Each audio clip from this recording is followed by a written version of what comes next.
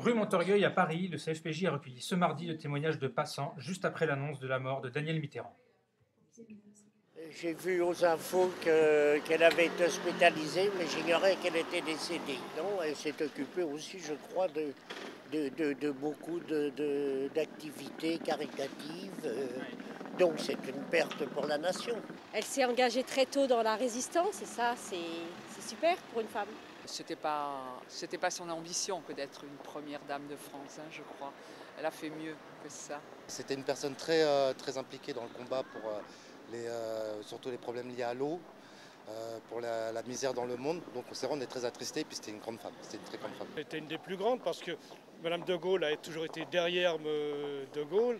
Madame Pompidou a fait pas mal de choses, mais un petit peu à part, alors que Danielle Mitterrand a toujours été dans la politique. Elle a toujours été parmi les grandes dames, même si elle n'a pas eu de pouvoir.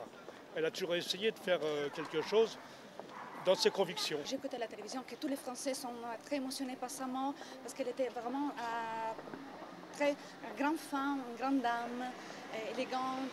On ne peut pas savoir ce qu'elle fera dans 50 ans, Madame Carla Bruni, peut-être qu'elle sera une grande dame aussi. Elle n'a pas assez de recul.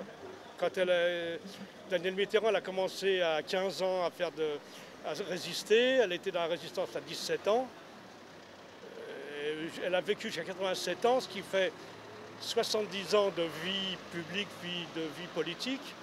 On verra dans 70 ans ce que Mme Carla Bruni a fait. Peut-être qu'elle sera une grande dame aussi. Ça dépend si Sarkozy sera longtemps président ou pas. Bon, déjà, c'est pas la même génération, d'une part, et puis c'est pas les mêmes engagements, il me semble. L'une fait partie du showbiz et l'autre, c'était une femme au départ de l'ombre, puisqu'elle a fait de la résistance.